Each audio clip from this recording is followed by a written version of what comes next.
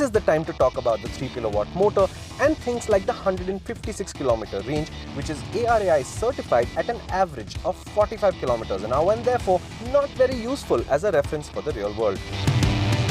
Let's get under the RV400's skin.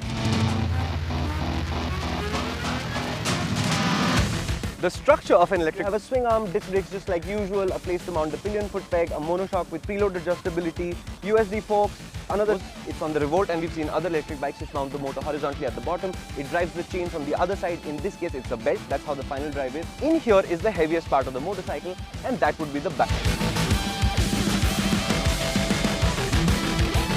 Revolt does have some interesting options, like the ability to order a battery to yourself, or mobile stations where you can swap your battery for a full one. But there are so many questions here as well. These mobile stations will probably run on diesel or CNG, and how eco-friendly is that? How do you ensure that the battery you get is as healthy as the battery you give? But one thing is for sure, the range seems alright for light urban use and not much more than that. Given how small the battery is, charging times are a reasonable 4.5 hours from a wall socket, less if you have a faster charger.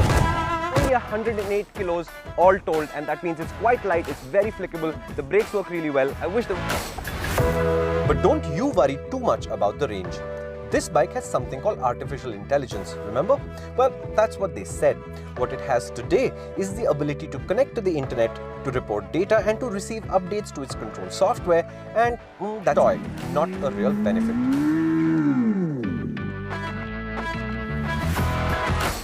Fun. Scooters are at go-kart tracks with the point and shoot mixing well with the grippy tires, limited speeds and lots of quick direction changes. This the RV400 does well, and it feels like a light compact motorcycle, which is what it is. It is roughly the size of a Honda Shine to be precise, but with scooter controls where both the levers work the brakes when you select it. I do wish that it had ABS instead of CBS, but I think that's a matter of pricing. The big question naturally is whether it is Chinese or not. Revolt told us that the frame does come from the Super Soco TS, the almost identical looking Chinese motorcycle. But this frame was further reinforced for tougher Indian conditions. The Super Soco TS also has the same tank design, meters and headlight, as well as the bottom of the fairing. The RV400 has a different side panel, fender, hugger, tailpiece and bits. The big difference is that the Super Soco uses a hub motor from Bosch, whereas the RV400 uses a belt drive setup, which is probably more cost efficient. Overall quality felt adequate, neither too cheap nor outrageously expensive. Combustion engine motorcycle that will come to delivering value to this degree